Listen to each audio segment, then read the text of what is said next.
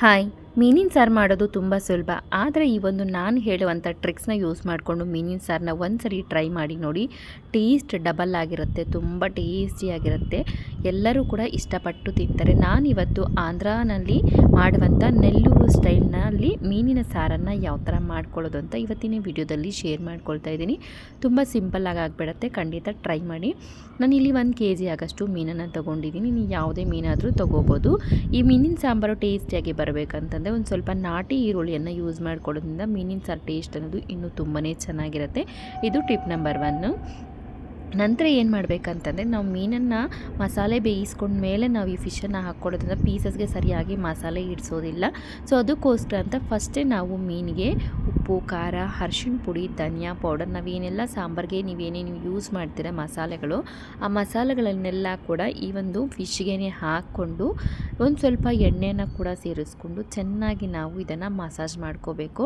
ನಾನಿಲ್ಲಿ ಉಪ್ಪು, ಖಾರ, ಅರಿಶಿಣ ಪುಡಿ, ಧನಿಯಾ ಪುಡಿ, ಖಾರದ ಪುಡಿ, ಒಂದು ಸ್ವಲ್ಪ ಎಣ್ಣೆಯನ್ನು ಸೇರಿಸ್ಕೊಂಡಿದ್ದೀನಿ. ನಾವು 1 kgಗೆ ಎಷ್ಟು ಸ್ಪೈಸಸ್ ತಿಂತೀವೋ ಅದ್ರ ಮೇಲೆ ಡಿಪೆಂಡ್ ಆಗಿರುತ್ತೆ. ನೀವು ಒಂದು ಸ್ವಲ್ಪ ಸ್ಪೈಸಿ ಜಾಸ್ತಿ ತಿನ್ನೋರಾಗಿದ್ದರೆ 1.5 ಟೇಬಲ್ ಸ್ಪೂನ್ವರೆಗೂ ಯೂಸ್ ಮಾಡ್ಕೋಬೋದು.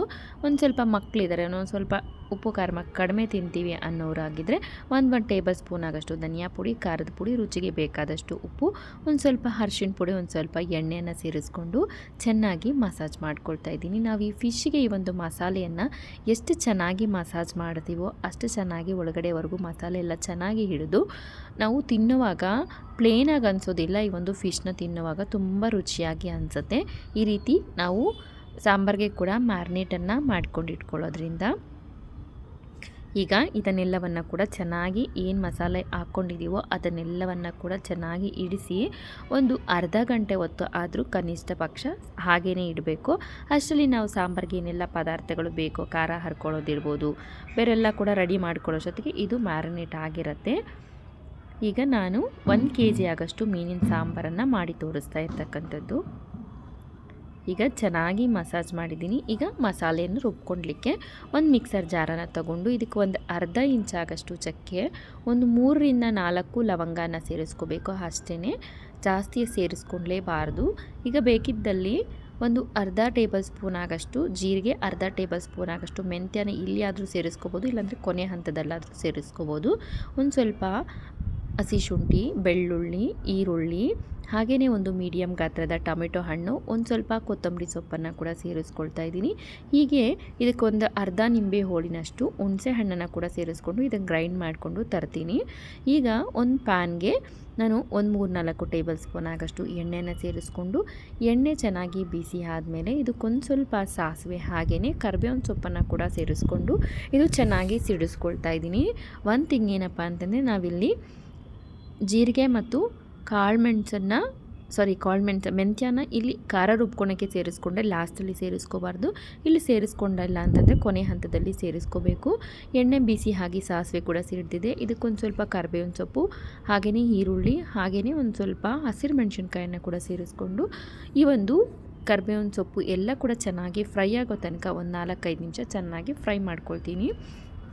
ಈಗ ಒಳ್ಳೆ ಕಂದು ಬಣ್ಣಕ್ಕೆ ಬಂದಿದೆ ಅಲ್ವಾ. ಈಗ ನಾನು ರುಬ್ಬು ತಂದಿರುವಂಥ ಈ ಒಂದು ಮಸಾಲೆಯನ್ನು ಕೂಡ ಸೇರಿಸ್ಕೊಂಡು ಹಸಿ ವಾಸನೆ ಹೋಗೋ ತನಕ ಇದನ್ನೆಲ್ಲವನ್ನು ಕೂಡ ಚೆನ್ನಾಗಿ ಮಿಕ್ಸ್ ಮಾಡ್ಕೊಳ್ತಾ ಇದ್ದೀನಿ. ಈ ರೀತಿ ಚೆನ್ನಾಗಿ ಮಿಕ್ಸ್ ಮಾಡ್ಕೊಳ್ಳೋದ್ರಿಂದ ನಾವು ಸಾಂಬಾರು ಕಡಿಮೆ ಸಮಯ ಕುದಿಸಿದ್ರೆ ಕೂಡ ಹಸಿ ವಾಸನೆ ಅನ್ನೋದು ಗೊತ್ತಾಗೋದಿಲ್ಲ, ತುಂಬಾ ಚೆನ್ನಾಗಿರುತ್ತೆ. ಈಗ ಎಣ್ಣೆ ಎಲ್ಲ ಸಪ್ರೇಟ್ ಆಗ್ತಾ ಇದೆಯಲ್ಲ, ನಾವು ಆಲ್ರೆಡಿ ಫಿಶ್ಗೆ ಒಂದು ಸ್ವಲ್ಪ ಮಸಾಲೆಯನ್ನು ಸೇರಿಸ್ಕೊಂಡಿದ್ದೀವಿ. ಅದನ್ನು ಗಮನದಲ್ಲಿ ಇಟ್ಕೊಂಡು ಈಗ ನಮ್ಮ ಗ್ರೇವಿಗೆ ಎಷ್ಟು ಬೇಕೋ ಮಸಾಲೆ ಅಷ್ಟು ಮಾತ್ರ ಸೇರಿಸ್ಕೋಬೇಕು. ನಾನೀಗ ಒಂದು ಅರ್ಧ ಟೇಬಲ್ ಸ್ಪೂನ್ ಆಗಷ್ಟು ಉಪ್ಪು, ಒಂದು ಚಿಟಿಕೆಯಷ್ಟು ಅರಿಶಿಣ ಪುಡಿ, ಹಾಗೆಯೇ ಒಂದು ಅರ್ಧ ಟೇಬಲ್ ಸ್ಪೂನ್ ಆಗಷ್ಟು ಖಾರದ ಪುಡಿ, ಒಂದು ಅರ್ಧ ಟೇಬಲ್ ಸ್ಪೂನ್ ಆಗಷ್ಟು ಧನಿಯಾ ಪೌಡರನ್ನು ಕೂಡ ಸೇರಿಸ್ಕೊಂಡು ಇದನ್ನೆಲ್ಲವನ್ನು ಕೂಡ ಚೆನ್ನಾಗಿ ಮಿಕ್ಸ್ ಮಾಡಿಕೊಂಡು ಮತ್ತೆ ಒಂದು 2ರಿಂದ 3 ನಿಮಿಷ ಇದನ್ನೆಲ್ಲವನ್ನು ಕೂಡ ಚೆನ್ನಾಗಿ ಮಿಕ್ಸ್ ಮಾಡಿಕೊಂಡು ಫ್ರೈ ಮಾಡ್ಕೊಳ್ತಾ ಇದ್ದೀನಿ. ಈಗ ಇದೆಲ್ಲ ಕೂಡ ಹಸಿ ವಾಸನೆ ಹೋಗಿದೆ. ಈಗ ನಾನು 1 ಲೀಟ್ರ್ ಆಗಷ್ಟು ಈ ಒಂದು ನೀರನ್ನು ಸೇರಿಸ್ಕೊಳ್ತಾ ಇದ್ದೀನಿ. ನಾನು ಒಂದು ಸ್ವಲ್ಪ ತಿನ್ನಾಗಿ ಮಾಡ್ಕೊಳ್ತಾ ಇದ್ದೀನಿ ರೈಸ್ಗೆ. ನೀವು ಇನ್ ಕೇಸ್ ಮುದ್ದೆಗೆ ತಿಂತೀವಿ ಅನ್ನೋರಾಗಿದ್ದರೆ 1/4 ಲೀಟ್ರ್ ಆಗಷ್ಟು ನೀರನ್ನು ಸೇರಿಸ್ಕೊಂಡ್ರೆ ಸಾಕಾಗತ್ತೆ. ನಾನಿಲ್ಲಿ ಕರೆಕ್ಟಾಗಿ 1 ಲೀಟ್ರ್ ಆಗಷ್ಟು ನೀರನ್ನು ಸೇರಿಸ್ಕೊಂಡಿದ್ದೀನಿ. ಅದಕ್ಕೇ ಒಂದು ಸಾಂಬಾರು ತಿನ್ನಾಗಿ ಬರುತ್ತೆ. ನಂದು ಹುಳಿ, ನಾನು ಮಾಡ್ತಾ ಇರೋದಕ್ಕಂಥದ್ದು ಫಿಶ್ ಮಸಾಲೆ ಅಲ್ಲ, ಮೀನಿನ ಹುಳಿ ಸಾರು ನೋಡಿ, ಈ ಕನ್ಸಿಸ್ಟೆನ್ಸಿಯಲ್ಲಿರಬೇಕು. ಈಗ ನಾನು ಸಾಂಬಾರು ಕೂಡ ಕುದೀತಾ ಇದೆ. ಈಗ ಕ್ಲೀನ್ ಮಾಡಿಕೊಂಡು ಮ್ಯಾರಿನೇಟ್ ಮಾಡ್ಕೊಂಡಿರುವಂಥ ಈ ಒಂದು ಫಿಶ್ ಪೀಸಸನ್ನು ಇದರಲ್ಲಿ ಸೇರಿಸ್ಕೊಳ್ತಾ ಇದ್ದೀನಿ. ಒನ್ ಬೈ ಒನ್ ಒಂದರ ಪಕ್ಕದಲ್ಲಿ ಒಂದು ನೀಟಾಗಿ ಅಡ್ಜಸ್ಟ್ ಮಾಡಿಕೊಂಡು ಸೇರಿಸ್ಕೊಳ್ಳಿ. ಒಂದರ ಮೇಲೆ ಒಂದು ಇಡಲಿಕ್ಕೆ ಹೋಗಬಾರ್ದು. ಈ ರೀತಿ ಎಲ್ಲ ಪೀಸಸನ್ನು ಕೂಡ ನೀಟಾಗಿ ಸೆಟ್ ಮಾಡ್ಕೋಬೇಕು.